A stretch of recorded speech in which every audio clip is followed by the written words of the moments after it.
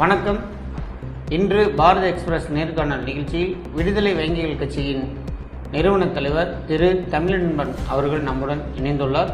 2026 சட்டமன்ற தேர்தல் மிகவும் பரபரப்பான முடிந்த சூழ்நிலையில் தற்போது அதற்கான ரிசல்ட்டுக்கான நேரங்களுக்காக வேண்டி காத்து கொண்டிருக்கிறோம். இந்த சூழ்நிலையில் அவருடன் முக்கியமான கருத்துக்களை பகிர்ந்து கொள்ளப் போகிறோம். அண்ணா வணக்கங்கண்ணா. வணக்கம். இப்போ பார்த்திங்கன்னா சட்டமன்ற தேர்தல் நடைபெறுவதற்கு முன்பாக பல்வேறு கட்சிகளை கூட்டணியில் இருந்தீங்க. முக்கியமாக திராவிட முன்னேற்ற கழகத்திற்கு ஆதரவு தெரிவிச்சுட்டு இருந்தீங்க. தேர்தல் நெருங்கக்கூடிய காலகட்டத்தில் தமிழக வெற்றி கழகத்திற்கு ஆதரவு தெரிவிச்சுக்கிறீங்க. எதுக்காக திராவிட முன்னேற்ற கழகத்திலிருந்து தமிழக வெற்றி கழகத்திற்கு ஆதரவு தெரிவிச்சிங்கன்னாக்கா, நாங்கள் 2014 விடுதலை வேலைகள் கட்சி ஆரம்பித்தோம். அதுக்கு முன்னாடி ஆதித்தமிழர் பேரவையில் பயணிச்சுட்டு இருந்தேன். அந்த காலகட்டத்திலேருந்து இப்போ வரைக்குமே திராவிட முன்னேற்ற கழகத்துக்கு நாங்கள் சப்போர்ட்டிவாக இருந்துகிட்டு இருந்தோம். தேர்தல் காலம் மட்டும் இல்லாமல் அனைத்து காலங்கள்லேயும் அவங்களுடைய போராட்டங்கள்லையும் நாங்கள் கலந்துக்கிட்டு இருந்தோம். அதுக்கு மிக முக்கிய காரணம் ஆரியமா திராவிடமா என்ற சூழல் தான். அந்த கருத்தில் நாங்கள் ஒத்துப்போனதுனால திராவிட முன்னேற்ற கழகத்தோடு பயணிச்சுட்டு இருந்தோம். அது மட்டும் இல்லாமல் அருந்ததியர்களுக்கு 2009 3% இடஒதுக்கீட்டை முத்தமிழர் கலைஞர் வழங்கியிருந்தார். அதற்கு ஒரு நன்றி விசுவாசமாக கூட நாங்கள் இருந்துகிட்டு இருந்தோம். அது மட்டும் இல்லாமல் எங்கள் சமூகம் மேற்கு மண்டலத்தில் மிக அடர்த்தியாக இருக்கிறோம். முப்பெரும் சாதிகளாக இருக்கக்கூடிய பல்லர்கள், பறையர்கள், சக்கிலியர்கள் என்று சொல்லக்கூடிய அருந்ததியர்கள் இங்கே மேற்கு மண்டலத்தில் அதிகமாக இருக்கிறோம். குறிப்பாக 10 மாவட்டங்களில் நாங்கள் மிக அடர்த்தியாக இருக்கிறோம். அது மட்டும் இல்லாமல் தமிழ்நாடு முழுசும் கிட்டத்தட்ட ஒரு 100 தொகுதிகளில் யார் வெற்றி பெறணும் அப்படிங்கிறத நிர்ணயிக்கிற இடத்துல எங்கள் சமூகம் வாக்குகள் இருக்குது. அந்த அடிப்படையில் நாங்கள் ஒரு கடந்த 5 ஆண்டுகளாக தொடர்ச்சியாக 2 நாடாளுமன்றம் 14 சட்டமன்ற தொகுதிகளில் அருந்ததியர்கள் போட்டியிட அனைத்து கட்சிகளும் வாய்ப்பு கொடுக்கணும் அப்படின்னு கேட்டிருந்தோம். அதுக்காக நிறைய மாநாடுகள், கருத்தரங்குகள், பல்வேறு போராட்டங்கள், அணிவகுப்புகள், பேரணிகள் இதெல்லாமே நடத்திட்டு இருந்தோம். குறிப்பாக நாங்கள் ரொம்ப எதிர்பார்த்தது அருந்ததிய தலைவர்கள் இன்றைக்கி நிறைய பேர் திராவிட முன்னேற்ற கழகத்துக்கு தான் ஆதரவு கொடுத்துட்ருக்குறோம். அந்த கூட்டணி வெல்லணும் அப்படிங்கிறதுல எங்களுக்கும் மாற்று கருத்து இல்லை. அதனால் நாங்கள் தொடர்ந்து அவங்களுக்கு அந்த ஆதரவை கொடுத்துட்டு இருந்தோம். அந்த நிலைப்பாட்டிலிருந்து இப்போ நாங்கள் விலக வேண்டிய ஒரு தேவை ஏற்பட்டிருக்கு. என்னன்னாங்க, நாங்கள் தொடர்ந்து கேட்டுட்டு இருந்த 14 சட்டமன்ற தொகுதிகளில் அருந்ததியர்களுக்கு வாய்ப்பளிக்கணுங்கிற அந்த கருத்தியலை ஏற்கனவே திராவிட முன்னேற்ற கழகத்தினுடைய முக்கிய தலைவர்கள்ட்ட நாங்கள் பேசுகிறப்போ ஒரு வாக்குறுதி கொடுத்துருந்தாங்க. கிட்டத்தட்ட 7 பேர் வரைக்கும் தேர்தலில் போட்டியிடுவதற்கு நாங்கள் வாய்ப்பளிப்போம். அதற்குரிய பணிகளை ராசா உள்ளிட்ட முக்கிய தலைவர்கள்லாம் மேற்கு மண்டலத்தில் செஞ்சுக்கிட்டு இருக்காங்க. நீங்கள் கவலைப்பட வேண்டாம், கண்டிப்பாக இந்த தேர்தலில் வாய்ப்பு கொடுப்போம் அப்படின்னு சொல்லியிருந்தாங்க. கடந்த ஜனவரி 1 அன்னைக்கு தலைவர் ஸ்டாலின் அவர்களை சந்தித்து இது சம்மந்தமாக வலியுறுத்தியிருந்தோம். அதற்கு பிறகு அவருடைய பிறந்தநாள் விழாவில் கூட கலந்துக்கிட்டு எங்களுக்கு உங்களுடைய பிறந்தநாள் பரிசாக அருந்ததியர்களுக்கு 14 சட்டமன்ற தொகுதிகளில் போட்டியிடுவதற்கு வாய்ப்பு வழங்கணும் அப்படின்னு கூட கேட்டிருந்தோம். ஆனாலும் இவங்க வேட்பாளரை அறிவிக்கிறப்போ மிகப்பெரிய அதிர்ச்சி எங்களுக்கு காத்துட்டு இருந்தது. 3 நபர்களுக்கு மட்டும்தான் வாய்ப்பு கொடுத்துருக்குறாங்க. இன்றைக்கு அவிநாசி தொகுதியில் மருத்துவர் கோகிலாமணிக்கு வாய்ப்பு கொடுத்துருக்காங்க. தாராபுரம் தொகுதியில் மருத்துவர் இந்திராணி அவர்களுக்கு வாய்ப்பு கொடுத்துருக்காங்க. ஏற்கனவே ஆதி திராவிடர் நலத்துறையினுடைய அமைச்சராக இருக்கக்கூடிய மருத்துவர் மதிவேந்தன் அவர்களுக்கு வாய்ப்பு கொடுத்துருக்காங்க. அவ்வளோதான். மற்ற இடங்கள் எல்லாம் மற்ற சமூகம். நீங்கள் 7 தொகுதிகள் நீங்கள் கேட்டது கொங்கு மண்டலத்தை பேஸ் பண்ணி கேட்டிங்களா, இல்லை தமிழ்நாடு ஃபுல்லாகவே கேட்டிருக்கிறீங்களா? கொங்கு மண்டலத்தை மட்டும் இல்லை, தமிழ்நாடு அளவில் அருந்ததியர்கள் எங்கே அடர்த்தியாக இருக்கிறாங்களோ அங்கெல்லாம் வாய்ப்பு கொடுக்கணும்னு கேட்டோம். அதில் குறிப்பாக மேற்கு மண்டலத்தை தான் கேட்குறோம். ஏன்னா இங்கே தான் அதிகபட்சமாக இருக்கிறாங்க. அதனால் இங்கே எங்களுக்கு வாய்ப்பு கொடுத்தால் வெற்றி பெறுவதற்கான வாய்ப்புகள் இருக்குது. அதனால் அடர்த்தியாக இருக்கக்கூடிய பகுதியில் கேட்குறோம். அது எங்களுடைய உரிமை கூட. இன்றைக்கி பட்டியலினத்தில் 44 தொகுதிகள் இருக்குதுன்னு சொன்னால் அதில் 14 தொகுதிகள் எங்களுக்கு முறையாக சேரணும். இதை தர வேண்டிய இடத்துல திராவிட முன்னேற்ற கழகம் தான் அதிகபட்ச பொறுப்போடு இருக்குது. என்ன காரணம்னா சமூக நீதியை பற்றி அதிக அளவு பேசக்கூடிய இயக்கமாக திராவிட முன்னேற்ற கழகம் இருக்குது. அந்த அடிப்படையில் பல்வேறு இனங்களுக்கும் இடஒதுக்கீடு கொடுத்துருக்காங்க. குறிப்பாக இஸ்லாமியர்களுக்கு கூட இடஒதுக்கீடு அவங்க தான் கொடுத்தாங்க. ஏற்கனவே பிற்படுத்தப்பட்டோருக்கு அவங்க தான் இடஒதுக்கீடு கொடுத்தாங்க. இப்படி பல்வேறு இனங்களுக்கு அவங்க மேலே வளர்வதற்கு வாய்ப்புகளை கொடுத்துருக்கிற அதே திராவிட முன்னேற்ற கழகம் அரசியல்லையும் ஒரு புரிதலைத்துவம் கொடுக்கணும், அங்கீகாரப்படுத்தணும் அப்படிங்கிறது எங்களுடைய நீண்ட நாள் கோரிக்கை. அந்த கோரிக்கையை தொடர்ச்சியாக அவங்க போன 2021 எங்களுக்கு அந்த வாய்ப்பை கொடுக்கல. ஒரு அருந்ததி தலைவர் அதாவது அதிகமான கொடுத்தாங்க. அதுலேயே நாங்கள் எல்லாருமே மகிழ்வடைந்து திராவிட முன்னேற்ற கழகத்திற்கு நாங்கள் கிட்டத்தட்ட 68% பேர் வாக்களிச்சிருக்கிறோம். இது நாங்கள் மட்டும் சொல்ல புள்ளி விவரங்கள் சொல்லுது. அப்படி இருக்கிற சூழலில் இந்த தேர்தலில் நிச்சயம் 14 தொகுதிகளுக்கு வாய்ப்பு கொடுப்பாங்க அப்படின்னு நாங்கள் கருதிட்டு இருந்தோம். அவங்க பேச்சுவார்த்தை நடத்துகிறப்போ 7 வேட்பாளர்களுக்கு வாய்ப்பு கொடுப்போம்னு சொல்லியிருந்தாங்க. ஆனால் வேட்பாளர்கள் பட்டியல் அறிவிக்கிறப்போ 3 நபர்களுக்கு தான் கொடுத்துருக்குறாங்கன்னு தெரிய வந்துச்சு. அப்போவே நாங்கள்லாம் கடுமையான அதிர்ச்சிக்குள்ளானோம். அதற்கு பிறகு அந்த அவங்களுடைய முக்கிய தலைவர்கள்ட்டெல்லாம் நம்ம தொடர்பு கொண்டு பேசணும். காங்கிரஸ்கிட்ட சொல்லியிருக்கிறோம், கம்யூனிஸ்ட்டை சொல்லியிருக்கிறோம், விடுதலை சிறுத்தைகள் கட்சியில சொல்லியிருக்கிறோம், நீங்கள் அவங்கள அணுகுங்கன்னு சொன்னாங்க.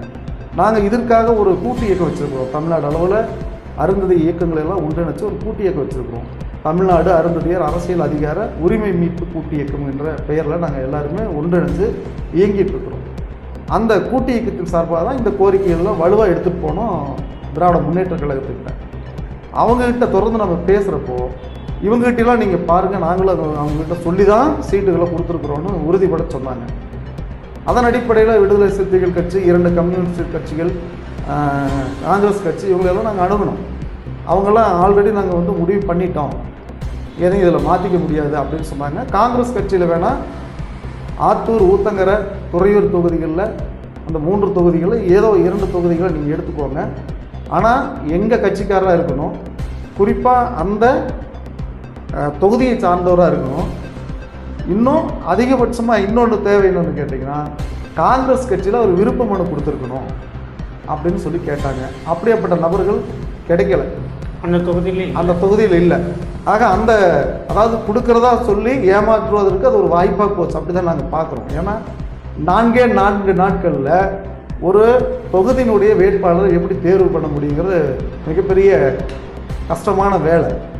அதில் நாங்கள்லாம் தயாராக தான் இருக்கோம். ஆனால் அவங்க சொன்ன கண்டிஷன்ஸ் ஒத்து வரல. அதனால் அதுக்குரிய வாய்ப்பு இல்லாமல் போச்சு. எது எப்படியோ இந்த தேர்தலை பொறுத்த வரைக்கும் திராவிட முன்னேற்ற கழக கூட்டணி நாங்கள் பெரிதாக நம்பிக்கிட்டு இருந்த அடிப்படையில் எங்களுக்கு துரோகம் இழைச்சிருக்குது, எங்களுக்குரிய வாய்ப்பை கொடுக்கல அப்படின்னு தான் நாங்கள் பார்க்குறோம். 7 தொகுதி கொடுத்திருந்தால் கூட்டணிகள் தொடர்ந்துருக்கலாம் நிச்சயமாக. ஏன்னா அந்த 7 தொகுதி உறுதியாக்கப்பட்டுச்சுன்னா என்ன அடிப்படையில் அதை ஏற்றுக்குவோம் அப்படின்னாங்க. நாங்கள் 6% இடஒதுக்கீடு கேட்டு போராடிக்கிட்டு இருந்தோம். 3% இடஒதுக்கீடு கொடுத்துருக்காங்க 2009. அதுக்கு பிறகு 6% இடஒதுக்கீடு கேட்டு போராடிட்டு இருந்தாலும் கூட அந்த 3% எங்களுக்கு உறுதுணையாக இருக்குதுங்கிற அந்த சந்தோஷத்தில், மகிழ்ச்சியில் இன்னும் 6% இடஒதுக்கீடு கொடுக்கலைன்னா கூட அதை நோக்கி நாங்கள் கோரிக்கை வச்சுக்கிட்டு தான் இருக்கிறோமே ஒழிய திராவிட முன்னேற்ற கழகத்தின் பேரில் எங்களுக்கு எந்த விதமான வருத்தமும் இல்லை. அந்த அடிப்படையில் அந்த 3% இடஒதுக்கீட்டின் அடிப்படையில் 7 சட்டமன்ற தொகுதிகளுக்கு எங்களுக்கு வாய்ப்பு கிடச்சிருந்துச்சுன்னா நிச்சயமாக அதை ஏற்றிருப்போம். எல்லோரும் அவங்களோடவே பயணிச்சிருப்போம். அதில் மாற்று கருத்து இல்லை. 3 தொகுதிகள் கொடுத்து எங்களுக்கு ஏமாற்றப்படும் பொழுது அதை நாங்கள் எதிர்க்க வேண்டிய இடத்துல இருக்கிறோம். இந்த நிலைக்கு கொண்டு போனது திராவிட முன்னேற்ற கழக கூட்டணி. இப்போ திராவிட முன்னேற்ற கழகம் பார்த்தீங்கன்னா அருந்ததியர்கள் மட்டும் இல்லாமல் சிறுபான்மையர்களுக்கு உட்பட இன்றைக்கி ஒரு அரணான கட்சி அப்படின்னா அது திமுகன்னு பேசப்பட்டு வருகிறது. மேலும் பார்த்திங்கன்னா அருந்ததியர்களுக்கு பார்த்திங்கன்னா இந்த 5 ஆண்டு காலத்தில் பல்வேறு நலத்திட்டங்களாகட்டும், அந்த காலனி என்ற பெயரை கூட எடுக்க சொல்லி இது பண்ணியிருக்காங்க. இன்னமும் சாதி அடிப்படையில் இருக்கக்கூடிய பெயர்களெல்லாம் பள்ளி கல்லூரிகளாகட்டும் எதுவாக இருந்தாலும் ஒரு ஹாஸ்டல் இந்த மாதிரி இருக்கக்கூடிய இடத்துலலாம் கூட சமூக நீதினு சொல்லி மாற்ற சொல்லி ஒரு சமத்துவத்தை கொண்டு வரதுக்கான நிறைய பணிகள் செஞ்சுருக்காங்க. விஜய் இது சம்மந்தமாக என்ன பண்ணினாரு, எதுக்காக அவர் மேல் கவரப்பட்டீங்க? இவங்க நல்ல பணிகள் செய்வதற்கு தான் மக்கள் தேர்வு பண்ணியிருக்கிறாங்கங்கிறத எல்லாரும் முதல்ல புரிஞ்சுக்கணும். ஜனநாயக ரீதியாக வாக்களித்து ஒரு ஒரு நிர்வாக கட்டமைப்புக்கு ஒருவரை தேர்வு பண்ணியிருக்கிறாங்கன்னா அவர்கள் மக்கள் பணியாளர்கள் தான். மக்கள் பணியை சரியாக செஞ்சுருக்கிறாங்க. அந்த அடிப்படையில் நாம் வரவேற்கிறோம். நீங்கள் சொல்லக்கூடிய அந்த விஷயங்கள்லாம் நாங்களும் ஏற்றுக்கிறோம். எங்கள் சமூகத்திலேயே சிவகங்கையில் வீரத்தாய் குயிலிக்கு வந்து நினைவுச்சிலையும் மணிமண்டபமும் கட்டி கொடுத்துருக்காங்க. மாவீரன் பொல்லானுக்கு நினைவுச்சிலையும் மணிமண்டபமும் கட்டி கொடுத்துருக்காங்க. இதெல்லாம் நாங்கள் வரவேற்கிறோம். எங்களுக்கு அது வந்து சமூகத்தில் எங்கள் சமூகத்தில் போர் வீரர்களாக இருந்திருக்கிறாங்க. சுதந்திர போராட்டத்திற்கு இறங்கி பாடுபட்டிருக்கிறாங்க. அவங்க தன்னை இழந்திருக்கிறாங்க, ஈகம் செஞ்சுருக்கிறாங்கங்கிற அடிப்படையில் அவங்கள கௌரவப்படுத்துகிறதா நாங்கள் எடுத்துக்கிறோம். அது எங்களுக்கு மகிழ்வை கொடுக்குது, நாங்கள் வரவேற்கிறோம். அதில் மாற்று கருத்து இல்லை. ஆனால் அரசியல் பிரதிநிதித்துவம் அப்படின்னு வர்றப்ப அவங்க எங்களுக்கு எதிராக இருக்கிறாங்கன்னு தான் நாங்கள் பார்க்குறோம். குறிப்பாக இன்னொன்று சொல்லணும், இங்கே பிஜேபி வரக்கூடாதுங்கிறதுல யாருக்கும் மாற்று கருத்து இருக்காது. அதாவது இங்கே திராவிடமாக இருக்கணும், குறிப்பாக சாதி சமயமற்ற மத பிரச்சனைகள் இல்லாமல் ஒரு நல்லிணக்கத்தோடு வாழணும்னு நினைக்கக்கூடிய யாராக இருந்தாலும் அந்த மாதிரி தான் எதிர்பார்ப்போம். எதுவாக இருந்தாலும் ஒரு ஹாஸ்டல் இந்த மாதிரி இருக்கக்கூடிய இடத்துல எல்லாம் கூட சமூக நீதினு சொல்லி மாற்ற சொல்லி ஒரு சமத்துவத்தை கொண்டு வரதுக்கான நிறைய பணிகள் செஞ்சுருக்காங்க. விஜய் இது சம்மந்தமாக என்ன பண்ணினாரு, எதுக்காக அவர் மேல் கவரப்பட்டீங்க? இவங்க நல்ல பணிகள் செய்வதற்கு தான் மக்கள் தேர்வு பண்ணியிருக்கிறாங்கங்கிறத எல்லோரும் முதல்ல புரிஞ்சுக்கணும். ஜனநாயக ரீதியாக வாக்களித்து ஒரு ஒரு நிர்வாக கட்டமைப்புக்கு ஒருவரை தேர்வு பண்ணியிருக்கிறாங்கன்னா அவர்கள் மக்கள் பணியாளர்கள் தான். மக்கள் பணியை சரியாக செஞ்சுருக்கிறாங்க. அந்த அடிப்படையில் நாம் வரவேற்கிறோம். நீங்கள் சொல்லக்கூடிய அந்த விஷயங்கள்லாம் நாங்களும் ஏற்றுக்கிறோம். எங்கள் சமூகத்திலேயே சிவகங்கையில் வீரத்தாய் குயிலிக்கு வந்து நினைவுச்சிலையும் மணிமண்டபமும் கட்டி கொடுத்துருக்காங்க. மாவீரன் பொல்லானுக்கு நினைவுச்சிலையும் மணிமண்டபமும் கட்டி கொடுத்துருக்காங்க. இதெல்லாம் நாங்கள் வரவேற்கிறோம். எங்களுக்கு அது வந்து சமூகத்தில் எங்கள் சமூகத்தில் போர் வீரர்களாக இருந்திருக்கிறாங்க. சுதந்திர போராட்டத்திற்கு இறங்கி பாடுபட்டிருக்கிறாங்க. அவங்க தன்னை இழந்திருக்கிறாங்க, ஈகம் செஞ்சுருக்கிறாங்கங்கிற அடிப்படையில் அவங்கள கௌரவப்படுத்துகிறதா நாங்கள் எடுத்துக்கிறோம். அது எங்களுக்கு மகிழ்வை கொடுக்குது, நாங்கள் வரவேற்கிறோம். அதில் மாற்று கருத்து இல்லை. ஆனால் அரசியல் பிரதிநிதித்துவம் அப்படின்னு வர்றப்ப அவங்க எங்களுக்கு எதிராக இருக்கிறாங்கன்னு தான் நாங்கள் பார்க்குறோம். குறிப்பாக இன்னொன்று சொல்லணும், இங்கே பிஜேபி வரக்கூடாதுங்கிறதுல யாருக்கும் மாற்று கருத்து இருக்காது. அதாவது இங்கே திராவிடமாக இருக்கணும், குறிப்பாக சாதி சமயமற்ற மத பிரச்சனைகள் இல்லாமல் ஒரு நல்லிணக்கத்தோடு வாழணும்னு நினைக்கக்கூடிய யாராக இருந்தாலும் அந்த மாதிரி தான் எதிர்பார்ப்போம். யார் பிஜேபி உள்ளே வரக்கூடாதுன்னு தான் நினைப்போம். அவங்க வந்தாங்கன்னா கூச்சல் குழப்பம் கலவரம் எவ்வளவோ பிரிவினைவாதங்கள்லாம் செய்வாங்க அப்படின்ட்டு அவங்க வரக்கூடாதுன்னு தான் நினைப்போம். அதில் எங்களுக்கு எந்த விதமான மாற்று கருத்தும் இல்லை. அவங்க வரக்கூடாதுன்னு தான் நாங்கள் இந்த செகண்ட் வரைக்குமே நினைக்கிறோம். அதில் மாற்று கருத்து இல்லை. அந்த அடிப்படையில் திராவிட முன்னேற்ற கழகம் வீரியமாக செயல்படக்கூடியது. அதனால் அவங்களோட அந்த கருத்தை வலுப்படுத்தக்கூடிய வகையில் நாங்களும் பயணிச்சுக்கிட்டு இருந்தோம். இப்போது விஜயை நாங்கள் ஏன் தேர்வு பண்ணுறோம், தமிழக வெற்றி கழகத்தை நாங்கள் ஏன் தேர்வு பண்ணுறோம் அப்படின்னு சொன்னால் அதுலேயும் இதே கருத்து தான் நாங்கள் சொல்ல வரோம். திராவிட முன்னேற்ற கழகம் எங்களை கைவிட்டுருச்சு. எங்களுக்கு ஒவ்வாத, அதாவது எங்களுடைய கொள்கைக்கு சரியாக படாத ஆரிய கூட்டமைப்பாக இருக்கக்கூடிய அதிமுக கூட்டமைப்புக்குள்ளே நாங்கள் போக விரும்பலை. அதனால் அது இல்லாத பிஜேபி இல்லாத ஒரு இடத்த நாங்கள் நாடுறோம். அதற்கு தான் தமிழக வெற்றி கழகத்தை நாங்கள் வந்து பார்த்தீங்கன்னா தமிழக வெற்றி கழகம் தனித்து போட்டியிருந்தாலும் 234 தொகுதியில் எத்தனை அருந்திதர்களுக்கு அவங்க சீட்டு கொடுத்துருக்குறாங்க? அவங்கள பொறுத்த வரைக்கும் சாதி மதம் அப்பாற்பட்டு செயல்படணும் அப்படிங்கிறது அவங்களுடைய நோக்கம். அதை நாங்கள் வரவேற்கிறோம். அதே சமயம் இங்கே இருக்கிற ஒடுக்கப்பட்ட சமூகத்திற்கெல்லாம் உரிய அங்கீகாரத்தை அவங்க கொடுக்க வேண்டிய இடத்துல இருக்கிறாங்கிறத நாங்கள் நினைவூட்ட கடமைப்பட்டிருக்கிறோம். அந்த அடிப்படையில் தான் எங்கள் சமூகத்திற்கு உரிய அங்கீகாரத்தை வழங்கணும்னு நாங்கள் கேட்டிருந்தோம். அவங்க வந்து இப்போதைக்கு எங்களுக்கு தெரிஞ்சு 2 தொகுதியில் அருந்ததிகள் நிறுத்தியிருக்கிறாங்க. அதாவது சமூக நீதி பேசக்கூடிய திராவிட முன்னேற்ற கழகம் 3 தொகுதியில் அருந்ததிற்கு வாய்ப்பு கொடுத்துருக்காங்க. இது எதுவுமே தெரியாத வந்திருக்காங்கன்னு எடுத்துக்கலாம். இப்போதைக்கு அவங்க 2 தொகுதியில் வாய்ப்பு கொடுத்துருக்குறாங்க. திராவிட முன்னேற்ற கழகம் 3 தொகுதியும், தமிழக வெற்றி கழகம் 2 தொகுதி தான் கொடுத்துருக்காங்க. இருப்பினும் காலப்போக்கில் எங்களுடைய கருத்துக்களை எல்லாம் அவங்க கேட்டுட்டு வருகின்ற காலங்களில் உங்களுடைய உள்ளாட்சி பிரதிநிதித்துவத்தில் அதிகமாக கிடைக்கிறதுக்கு வாய்ப்பு இல்லைங்களா, உங்களுடைய கோரிக்கையை வருங்காலத்தில் செய்து தருவோம்னு சொல்லியிருக்கிறாங்க. அது வந்து உள்ளாட்சி பிரதிநிதிகள் வருவதற்கும் அவங்க வாய்ப்பு அளிப்பாங்கன்னு நாங்கள் நம்புகிறோம். இப்போ வந்து பார்த்திங்கன்னா தமிழக வெற்றி கழகத்துக்கு இப்போ இருக்கக்கூடிய இளைஞர்களாகட்டும், இளம் பெண்களாகட்டும், அதே மாதிரி இன்றைக்கி இருக்கக்கூடிய குடும்பத்தில் இருக்கக்கூடிய குழந்தைங்க சொல்கிறத வந்து பெற்றோரில் வந்து தாய் ஏற்றக்கூடிய நிலைமை வந்து இன்றைக்கி பெண்கள் அதிகப்படியாக வந்து வாக்களிச்சிருக்கிறது தான் நம்மளோட கருத்து கணிப்பில் வருது. இதை பற்றி நீங்கள் என்ன சொல்லுங்கள்? தமிழக வெற்றி கழகம் எதுக்காக அவருக்கு இந்த ஆதரவு பெருகுது? விஜயகாந்த் அவருக்கு கூட இவ்வளோ பெரிய ஆதரவு வந்திருக்குமான்னு தெரியல. இவருக்கு வந்து எங்கே போனாலும் ஒரு கூட்டம் வர்றதாகட்டும் இதாகட்டும். விஜயகாந்த் அவர் வந்து பார்த்திங்கன்னா அரசியல் வந்து இன்றைக்கின்ட்டு இல்லை, அவர் சினிமா துறையிலேயே பல ஆண்டுகள் செஞ்சுட்டு இருந்தார், மக்களை கவரப்பட்டார். விஜய் இப்போ தான் வந்து அரசியல் பற்றியே பேச ஆரம்பிக்கிறாரு, இன்னும் ஒரு பெரிய கட்டமைப்பே இல்லை. ஆனால் இவருக்கு பின்னாடி இவ்வளோ பெரிய கூட்டம் வர்றதுக்கு என்ன காரணம்? ஒரு ஆரோக்கியமான விஷயமாக தான் நம்ம பார்க்குறோம். விஜயகாந்த் அவர்களை பொறுத்தளவுக்கு அன்னைக்கு அவங்க அரசியலுக்கு வந்ததுக்கு மிகப்பெரிய ஒரு காரணம் உண்டு.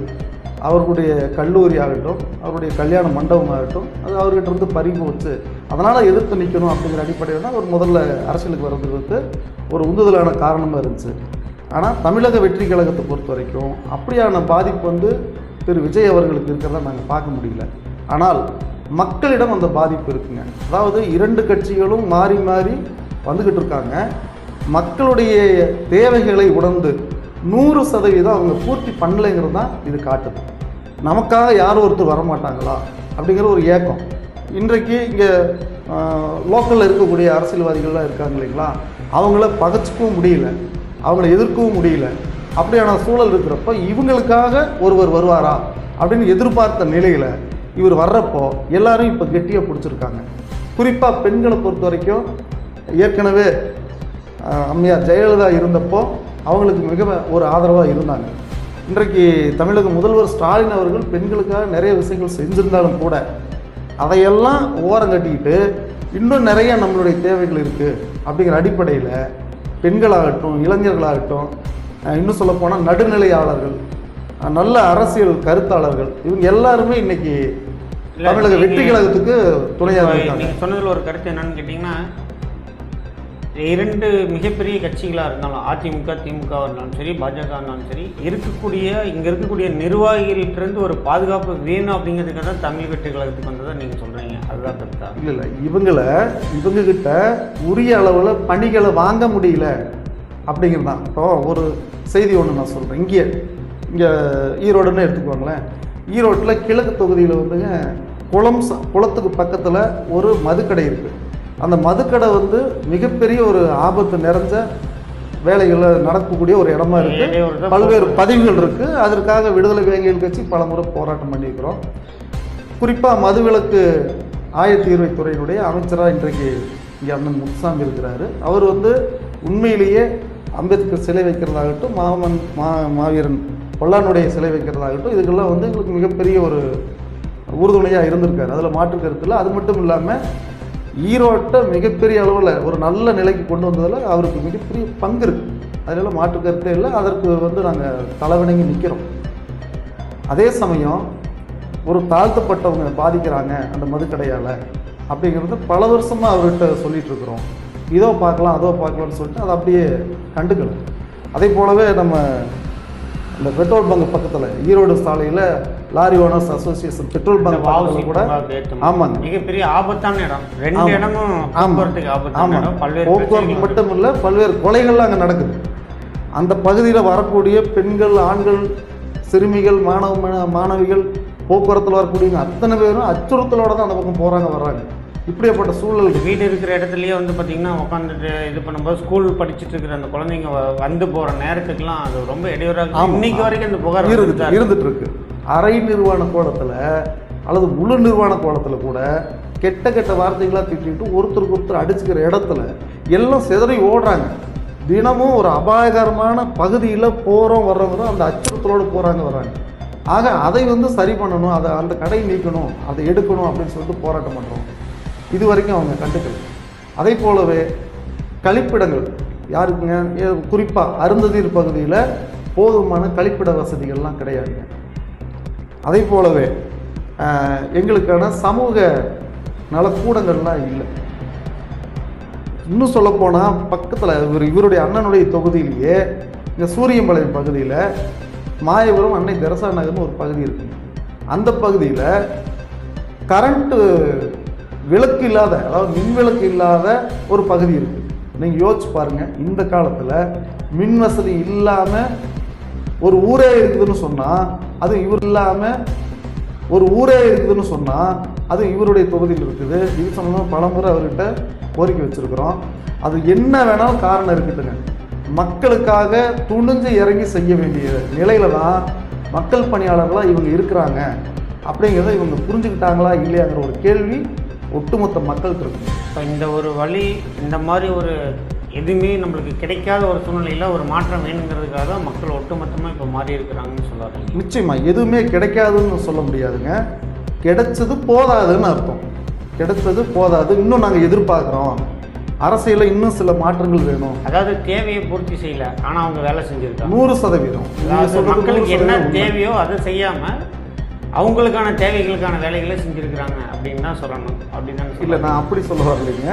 அவங்க மக்களுக்கான பணிகளை தான் செஞ்சுருக்கிறாங்க. ஆனால் மக்களுக்கான பணிகள்னு சொல்லி வரும்பொழுது மக்களுக்குரிய சிக்கல்கள் என்ன, பிரச்சனைகள் என்ன அப்படின்றத ஆய்வுக்கு எடுத்துக்கிட்டு அந்தந்த பகுதியில் நேரடியாக இவங்க பயணித்து ஆய்வு பண்ணி போக்கி விடணும், இது நிரந்தரமான தீர்வை கொடுக்கணும் அப்படிங்கிற இடத்துல வந்து இவங்க இல்லை, தற்காலிகமான தீர்வுகளை கொடுத்துட்டு அப்போதைக்கு தட்டி விட்டுட்டு போயிட்டே இருக்கிறாங்க. குறிப்பாக தாழ்த்தப்பட்ட சமூகம் வாழக்கூடிய பகுதியெல்லாம் இன்றைக்கு வரைக்கும் அது ஒரு என்னவோ அது சிறைச்சாலை மாதிரி தான் இருக்குங்க. நீங்கள் எந்த பகுதிக்கு வேணாலும் போய் பாருங்கள், அப்படி தான் இருக்குங்க.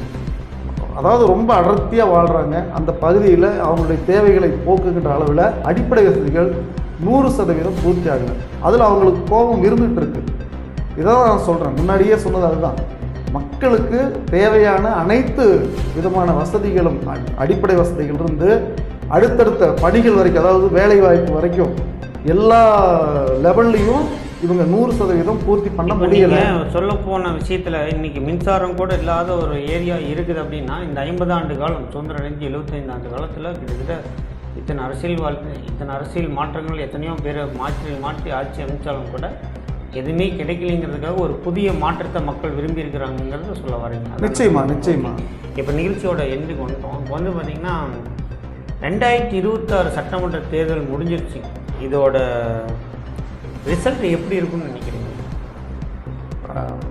நம்ம விசாரித்த வரைக்கும், அதாவது நம்ம இந்த கூட்டணி ஆதரவாக போனதுக்கு பின்னாடி எங்கள் சமூக மக்கள் எங்கெல்லாம் வாழ்கிறார்களோ தமிழ்நாடு முழுசும் எல்லாத்துலேயும் நாங்கள் தொடர்பில் இருக்கிறோம்.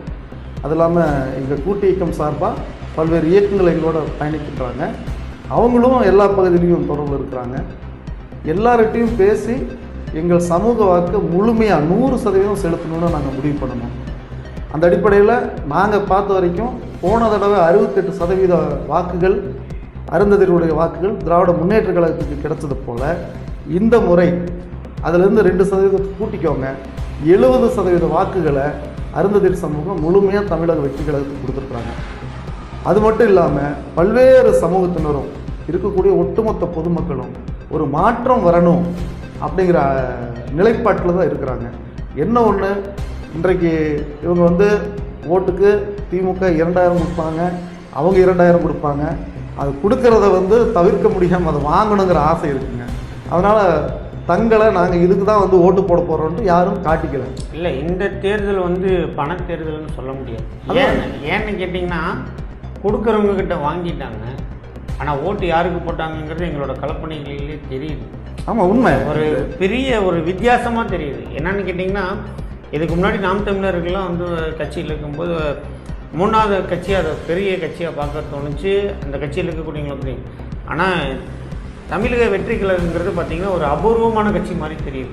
ஏதாவது எப்படி சொல்கிறது, திடீர்னு ஒரு சுனாமி வருமில்ல, ஆமாம், அந்த மாதிரி மக்கள்கிட்ட போய் கேட்கவே முடியல. ஒரு வீட்டில் ஒரு 4 பேர் 5 பேர் இருக்கிறாங்கன்னா 3 பேர் 4 பேர் வந்து டிவி கேக்கு தான் போட்டாங்கிறாங்க. நிச்சயமா. அதாவது எப்படி என்ன ரிசல்ட் வரப்போகுதுன்னு தெரியல. நல்ல ரிசல்ட் தான் வருங்க. ஒட்டுமொத்த மக்களுடைய கோபம், வெறுப்பு, அதிருப்தி, இந்த 3ம் இன்றைக்கு தமிழக வெற்றி கழகத்தை வரவேற்கிற இடத்துல இருந்துருச்சு. அதே மாதிரி ஒரு இளைஞர்களாகட்டும், ஒரு 19 வயசு இளம் பெண்கள் கூட சொன்ன விஷயங்கள் என்னென்னா, 2050 இருக்க வேண்டிய காலகட்டம் விஜய் ஆட்சிக்கு வந்தாருன்னா இந்த 5 ஆண்டுகளில் நடக்கும் அப்படிங்கிறாங்க. இல்லை, அது என்ன உண்மையிலேயே அப்படி வந்துச்சுன்னா மகிழ்ச்சி தான். அதற்கான கட்டமைப்பெல்லாம் வந்து எந்த அளவுக்கு திட்டமிடணும், நவீனமாக இருக்கணும் அப்படிங்கிறதெல்லாம் வந்து வரக்கூடிய இந்த ரிசல்ட் வந்து கொடுத்துச்சுன்னா, நல்ல நிலையில் வந்துச்சுன்னா வருங்கிற நம்பிக்கை 100% கருத்து எப்படி நீங்கள் என்ன சொல்கிறீங்க? நிச்சயமாக தமிழக வெற்றி கழகம் தான் வெற்றி பெறும். விஜய் முதல்வர் கண்டிப்பாக, அதில் மாற்று கருத்தே இல்லை. ஏதோ நாமளும் தெரியாமல் சொல்கிறோம் அப்படியெல்லாம் கிடையாதுங்க. நான் முதலே சொன்னது போல் இருபக்கமும் பணத்தை வாங்குவதற்காக மௌனமாக இருந்தாங்க. அதற்கு பின்னாடி சத்தமே இல்லாமல் வாக்குகளை விசிலுக்கு அழைச்சிருக்கிறாங்க. அதாவதுங்க ஒரு மிகப்பெரிய மௌன புரட்சி நடந்திருக்குது, அப்படி தான் நான் பார்க்குறேன். ஏன்னா அந்தளவுக்கு மக்கள்கிட்ட எழுச்சியோட விஜய் அவர்களை வரவேற்றிருக்கிறாங்க. தமிழக வெற்றி கழகம் இருக்கணும்னு விரும்பியிருக்கிறாங்க. அவர் சொல்கிற விஷயமெல்லாம் செஞ்சு கொடுப்பாருங்கிற அபரிமிதமான நம்பிக்கையோடு இருக்கிறாங்க. நிச்சயமாக வெல்வார், அதில் மாற்று கருத்து இல்லைங்க. அப்புறம் இன்னொரு தகவலை நான் பதிஞ்சுக்கணும் ஆசைப்பட்றேன்.